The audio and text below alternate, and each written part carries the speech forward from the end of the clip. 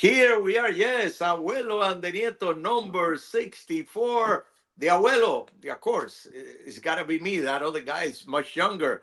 The Nieto, the Nieto has come back to town, so he's not in New York today. We're together here in Miami for Abuelo and the Nieto. We talk Miami sports. We cover the Dolphins, the Heat, Inter Miami, very important game this weekend. Also looking at the Canes, are they going to be able to make the playoffs? Well, that is the question mark. Number 64, presented by Balo Tires, two locations here in Miami to serve you better. Tyler, number 64. Yeah, 64, and we're back to players that unfortunately I'm embarrassed to say I'm not too familiar with. So I think I'll be learning along the audience who number 64 is this time. Well, number 64, Tyler, Ed Newman. I did a lot of his games. He played from 73 to 1984. Well, actually, I did just one season. I'm sorry. 1984 season. That was the only season. He retired after that. Always a Dolphin, four-time Pro Bowler, number 64, Ed Newman. Ed Newman, and moving on after Ed Newman, I'm glad I'm glad I know who Mr. Newman is. Moving on, want to know Dolphins are kind of refueling now. It seems like they're winning some games, they're getting back on track, and coinciding with that is some key players coming back. So I think they might have even more success recently. Obviously, the two big names that stick out: Darren Waller, who got off to a great start to the season before some injuries slowed him down, and then there's Austin Jackson, which is obviously one of the most, if not the most vital piece of that offensive line. How do you think?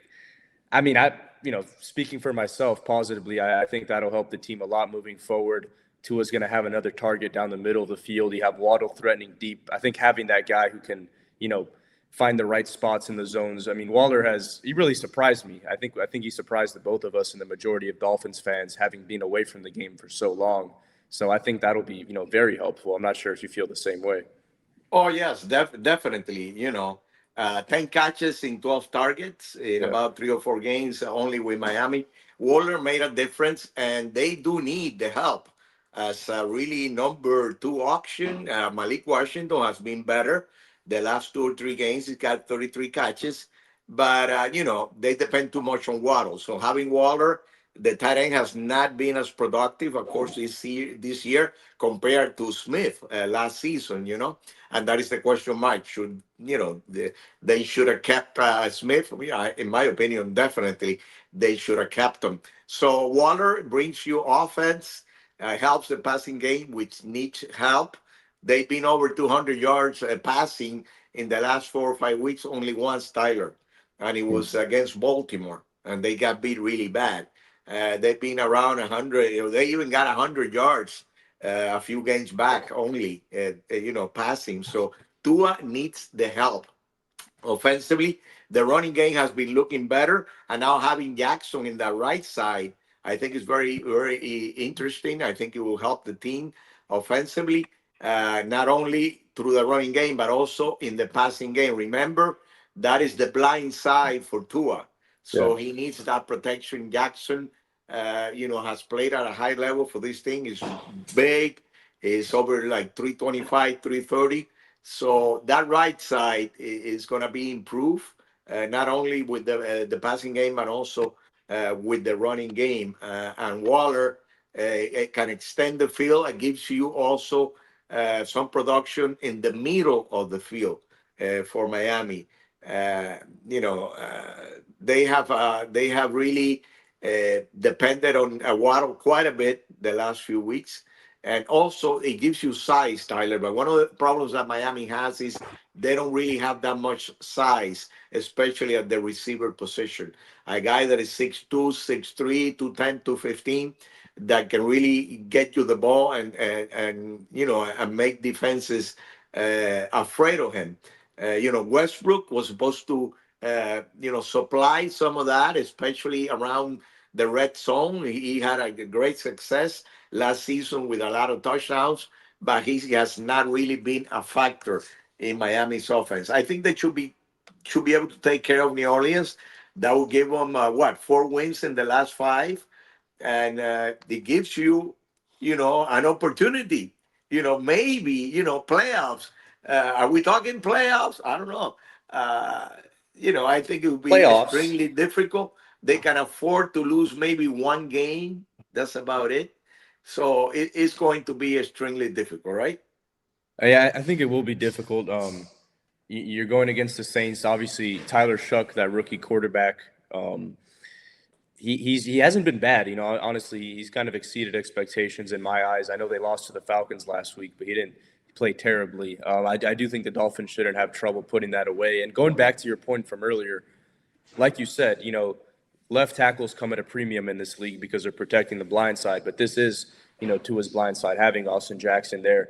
And there's just almost an inexplicable level of comfort that comes with that, knowing that you don't have to worry about the person that you can't see from a quarterback. And that might, prevent him from maybe being so rushed in his reads, getting, just patience overall. I think that'll really benefit him. So having a guy like that back, a few weeks ago, it would have sounded ridiculous to say this team's going on a playoff run, but they're at least going on a run to make a playoff run. Maybe we can say it that way, but it is possible, especially with you look at a lot of this team. I mean, in the AFC East, Dolphins have beat the Bills. Bills lost to the Falcons. These teams are beatable. So at the end of the day, anything is possible. But you mentioned that I'm back in Miami. I'm driving the car around, going doing the rounds to see the friends and the family. If I were to run into a nail or something on the street, my tire blew up, I'm on the side of the road, where should I go? Where should I get that tire replaced Well, at? in Miami, Tyler, in Miami, there's only one place to go, and you know which place it is. They don't I take do. care of your bicycles that you have over there in New York, but they do take care of cars. Balado Tires, 63 years established. You were not born when they started. No, no, I'm sure you were not born, Tyler. I almost was not born when they started. Balado Tires, two locations here in Miami, 27th Avenue Northwest and 16th Street, and Southwest 8th Street and 67th Avenue. Very competitive prices. They also have brake service. If you need tires, Balado Tires. Hey, we have Miami sports legend coming back this week, Tyler, and we have a guy that is a great player and a great person. So we're going to be talking about him pretty soon And with the he's Miami sports legend. and he's also a Gator, so we got to give him some points for that too.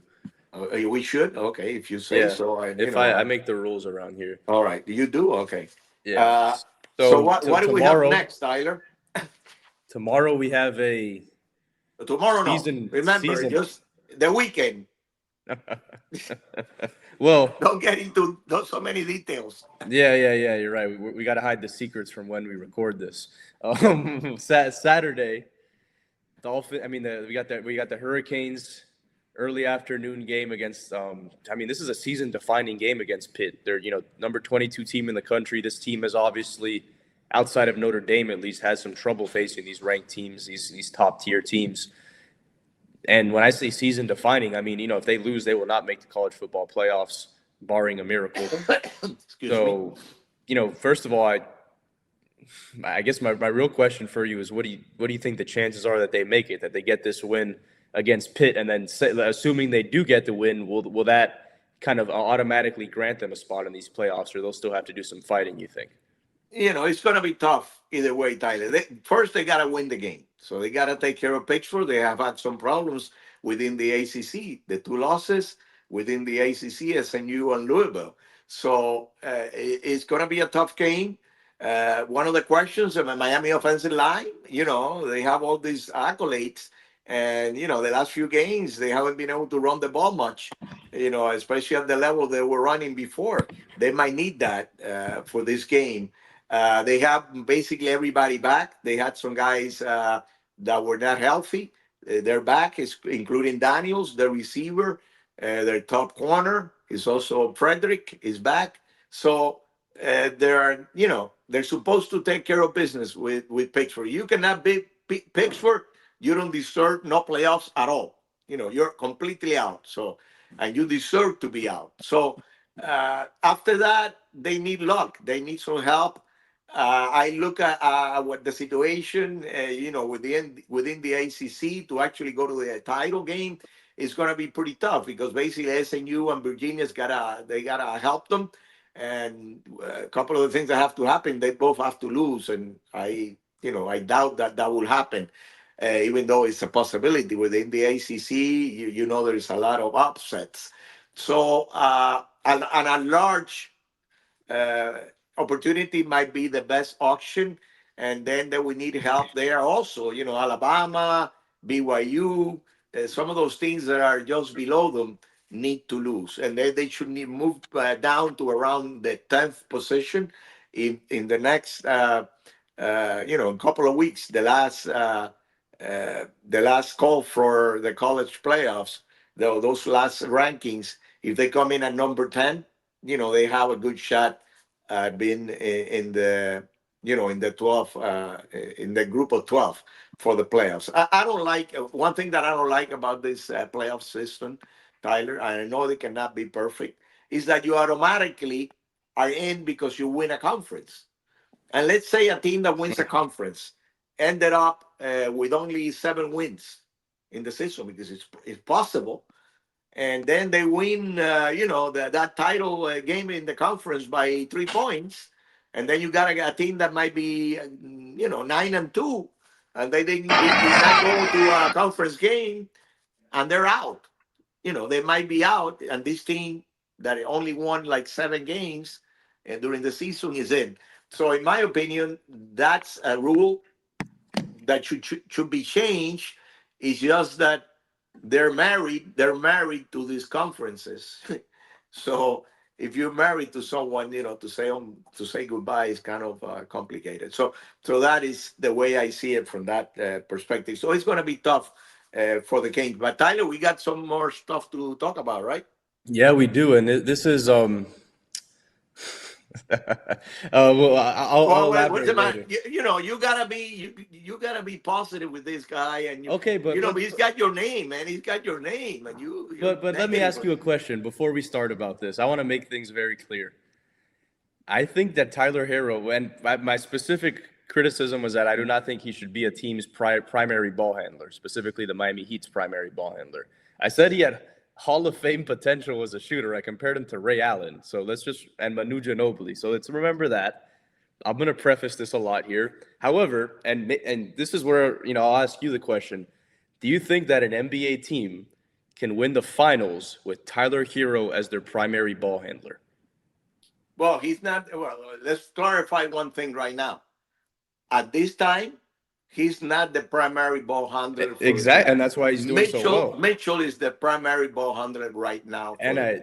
and So that was last year he had to be Tyler because they didn't have too much auction. They well, didn't have too many auctions. but before he came back, that was what I said. I said I hope they use him in the correct role. I hope he's not the primary on ball player for this team, and he's not, and he's been playing great. I think when you put him in the opportunity, he's a very athletic, fast player. He runs around screens very well. He's a high effort guy. He gets good opportunities for himself off the ball, kind of the way Stephen Curry does a lot of the time. When they had Klay Thompson or whoever else handling the ball.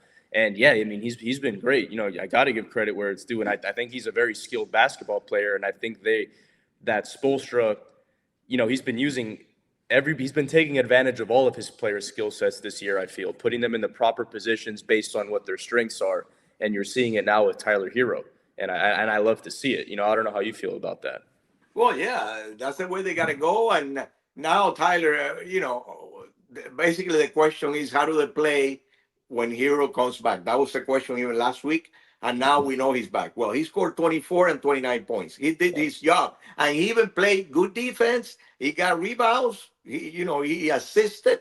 His assist level was pretty high. So he played two very good games. Now the team has to adjust to him, and I think there's a couple of things going on. They did not produce as many points as they were producing before. They scored on 106 and 106 in the last couple of games. So they need to get higher again with that scoring. But what's happening is not Hero's fault. That Hero came in. It's a combination of adjusting to him, and Spoelstra said it, adjusting to the new guy, and also defenses are saying, hey, listen, You're scoring 20, 125, 127. We're not going to allow to be running around like you're running around with that fast offense. We're going to put pressure on you on your side when you get going, and slow you down. We're going to try anything that we can to slow you down. And sponsor said it. Hey, the last couple of games, they also get paid. I always come back to that when people criticize the other team and say, "Well, we got beat. We got beat by 20 points, and we did this wrong, right?" You're a former athlete, so you know this. In your case, they did not get paid, but they were top notch athletes. When you get to professional, the other team, the other players, they get paid also, man, and they make the adjustments. So now, once they make the adjustments, you have to make additional adjustments. So I think everything is going to be fine with Hero. The thing is going to be definitely better.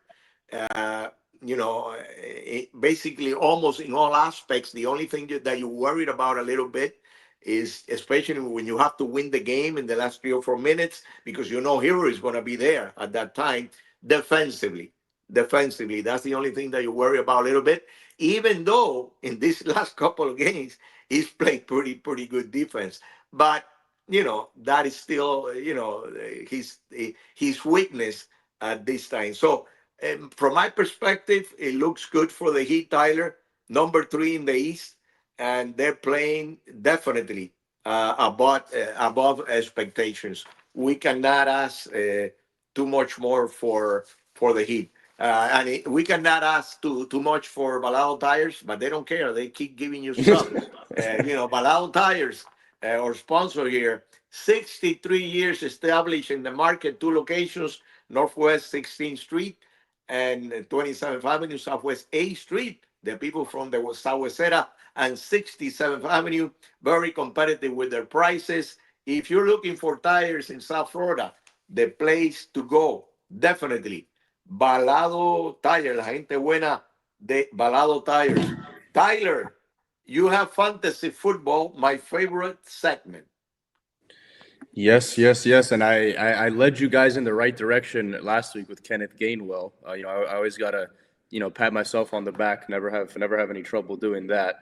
And I'm gonna go back to kind of a similar situation where this isn't a team's top, guy or anything like that. But Brenton Strange, well, he was this team's top guy. Brenton Strange from the Jacksonville Jaguars. He was on our list during the summer before the season even started and went on the injured reserve, got off to a very good start to the season. He was Trevor Lawrence's top target over there in Jacksonville. And, there was a clear void from when he got injured. Lawrence didn't have that security blanket over the middle that, Strange provided him with. And the good thing with Strange is that, for a lot of receiving tight ends, they get out of the game because they can't block. So you're losing that opportunity. Strange can block very well. So this guy's on the field pretty much at all times, which means he's also on the field when they run play actions, when they run RPOs and things like that. So he's been getting a lot of playing time. Last week was his first week off of the injured reserve. He made a few catches, just kind of getting back into the mix of things. But I expect, a better game from him this week. Maybe a touchdown. I mean, he's a premier goal line guy. I expect him to get into double digits at least. And, at this point of the season, I mean, these games are crucial. You might have, 2, 3 games left in your fantasy season. So I think that might be a good play. Maybe your tight end's hurt. Maybe he's not playing too good. Throw Strange in there. Hey, Tyler, we cannot forget the Inter Miami, Lionel Messi, the GOAT. I'll tell you right now, it looks like they might win the title. They got a little lucky there, but Philadelphia got out of the way, and now they're playing for the Eastern Conference Championship versus New York this weekend. They win, and they go to the title game at home. So they will have the two final games, hopefully at home. Definitely, they win this game. They'll receive Vancouver or San Diego for the title game. And Messi, you know, Messi is put the team on his shoulders, Tyler. Yeah. You were talking 6 goals and 6 assists. So, those are 12 plays, which, are either goals or he helps, a playmate to make a goal. And that is a record. That is a record for the MLS. And he's got at least one more game still to go, probably two more. So he's playing at a very high level. And I question the other the teams that is the teams that are playing Miami. I would put a guy on Messi, from one end of the field to the other, and try to keep him away from the ball as much as possible. Because once he's got the ball, a lot of the times he's either going to score or he's going to create and get the assist that becomes a goal for Inter Miami. So I look for the team to be in the finals. It's going to be a tough game, either versus San Diego or Vancouver. But, that would be great for Miami and for South Florida, Inter Miami getting a title. Tyler, we're back with Miami sports legends.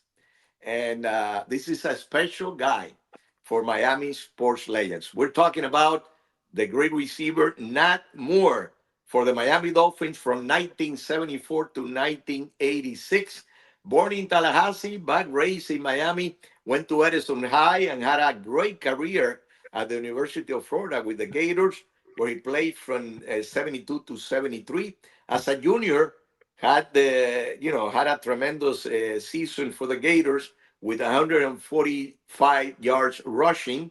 He was a running back then, 9 rushing touchdowns, 25 catches for 4 touchdowns, and he was inducted into the Florida Gators Athletic Hall of Fame in 1978. As a Dolphin, was elected to the Pro Bowl in 1977 in a season where he caught 52 passes and led the league with 12 touchdowns, had 510 catches receiving, and also a total of 7,456 yards and 74 touchdowns in his career with the Dolphins. Currently a vice president for the Dolphins, one of the great ones, definitely, and a great person. And that is very important. A great guy, Nat Moore.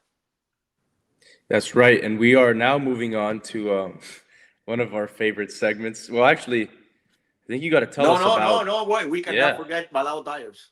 No, we cannot. I'll get upset, Tyler. You don't want to see me upset. Balo Tires, two locations: Northwest 27th Avenue and 16th Street, Southwest 8th Street and 67th Avenue. If you're looking for tires, they don't have tires for the bicycle, for Tyler's bicycle, but you're looking for tires for your car. Balado Tires is the place. Miami sports trivia, a fan favorite segment here. I'm not going to give you specifically a Miami person, but I do think this is Miami adjacent, So you especially. change the rules a little bit. Okay, go ahead. Go ahead. I'm changing them, but it's an answer that you should know, and I do think most of our audience would be interested to know. So Okay. I'm hoping you get it. I think you might. Based on. I remember when I was a kid, you had all these cards of all these Cuban baseball players and stuff in Still, the room. still have it. Still have Yeah, it. yeah. I would hope so. So this one is interestingly enough a pioneer. He was the first Latin American pitcher in MLB history, but he was also the first Latin American player to win a World Series. Cuban. Who was his name? Oh, is it Adolfo Luque? Yeah. Oh, Wow. From well, the you see. 1919 World Series. That was 100 Well, years ago. I have written some stuff about those players back then, so that without a doubt helped me. So you have a little more information about him, or Yes, just so okay?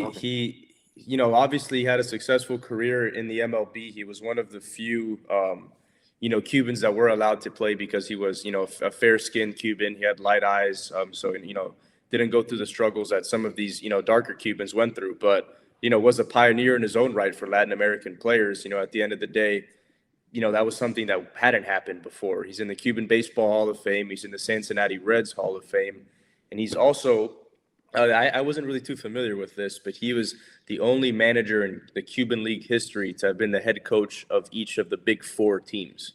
It was the Oh, Habana, Cienfuegos, Marianao, and uh, Almendares. yes. I wasn't familiar with any of these fellows, but now I know. And hopefully, if I informed at least one person in our audience, then I'm happy with it because yes, he was one of the best Cuban managers ever, one of the best Cuban pitchers ever as well. Two World Okay, Series let's. champion, and he had the best ERA in the MLB twice. So he's one of the best Yeah. pitchers in the league. Now, let's give credit to your mother, Tatiana, for this question. All right. And, she's very nice. So she gave you a very, very easy question, Tyler. And this is a question: who is the Miami sports athlete that made famous the phrase, I love you, Miami? Yes, I love you, Miami. Who is that That's guy? an easy one. That was Yeah, I actually know it was very easy. that was episode 61, Livon Hernandez, in front of the La Carreta, right? That's right. Livan Hernandez, well, he said it to the crowd when he had the MVP trophy because he was the MVP of the 1997 World Series, the first title for the Marlins. Yes, I love you, Miami, Livan Hernandez. I love you guys also that listen to us. Follow Abuelo and the Nieto.